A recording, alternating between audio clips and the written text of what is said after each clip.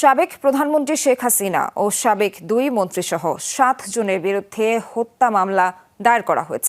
আজ ঢাকার chief metropolitan magistrate আদালতে মামলার শুনানি অনুষ্ঠিত হয়। মেট্রোপলিটন ম্যাজিস্ট্রেট রাজেশ চৌধুরীর আদালতে এর শুনানি হয়েছে, যার রায় পরে দেয়া হবে।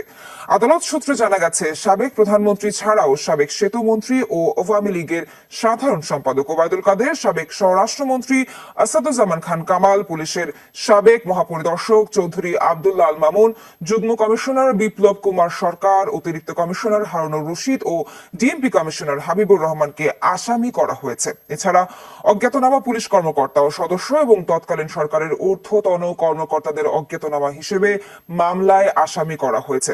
গত 5 আগস্ট শেখ হাসিনা প্রধানমন্ত্রীর দায়িত্ব থেকে পদত্যাগ করার পর এই প্রথম তার বিরুদ্ধে কোনো মামলা হলো। মামলার বাদী হয়েছেন আদাবর এলাকার বাসিন্দা ব্যবসায়ী SM আমির হামজা শাতিল। তিনি একজন সচেতন নাগরিক হিসেবে নিরীহ নাগরিক হত্যার বিচার চেয়ে এই মামলা করেছেন। উনি হচ্ছেন আবু সাহেব। উনি একজন রিক্সা চালক ছিলেন, পরবর্তীতে মুদি দোকানি।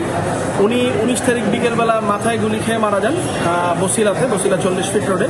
তো আমরা পরবর্তীতে খোঁজ নিয়ে জানতে পারি এই ফ্যামিলিটা খুবই অসহায়, তাদের বাড়িতে খাওয়ার চাল পর্যন্ত নাই। এরকম পরিপ্রেক্ষিতে এই হত্যার তো কোনো বিচার হওয়ার সুযোগ নাই, বিকজ কেউ এখানে বাদী হয়ে মামলা করছে না। তারপরে আমি বিবেকের তাড়নায় এই আবু সাহেবকে নিয়ে কোর্টে আসার সিদ্ধান্ত নিই এবং আজকে আমি শেখ হাসিনা, ওবায়দুল কাদের, তারপরে ডিএমপি কমিশনার, পুলিশের সাবেক IGP, পুলিশের সাবেক ডিসি এবং ডিসি উত্তর, ডিসি দক্ষিণ, DCDB এদের বিপক্ষে হত্যা মামলা দায়ের করেছি কোর্টে। এটার জন্য আদেশ পেন্ডিং আছে।